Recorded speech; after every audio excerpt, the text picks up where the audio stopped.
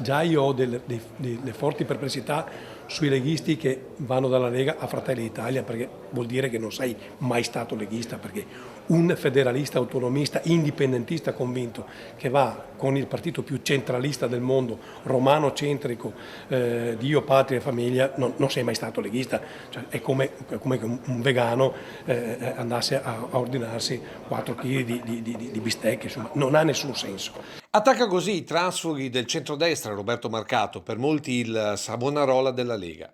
Segno dell'amaretta costante con il partito di Giorgia Meloni, in lenta ma costante crescita in Veneto a discapito del Carroccio, dove soprattutto dopo le amministrative i mal di pancia sono tutt'altro che passati. Sono arrivati dal territorio dei segnali chiari e incontrovertibili.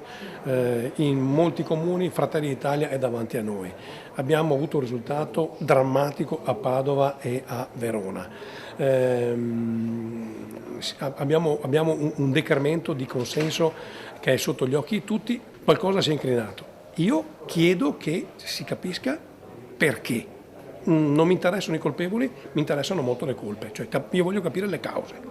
Che poi starebbero alla base di tanti addii che potrebbero non essere ancora finiti, considerando la compagine di centro che più di qualcuno cerca di creare. Primo tra tutti Luigi Di Maio, che dopo lo strappo dei 5 Stelle e dopo l'incontro con Sala a Milano pare stia puntando al Veneto per fare raccolta di sindaci e amministratori delusi. Secondo Marcato però con poche speranze, almeno in casa Lega. Che venga adesso, francamente, sì, Di Maio va bene perché avendo un partito che di fatto non ha colori, non ha sostanza, non ha sapore, può dialogare con chiunque, va da sé.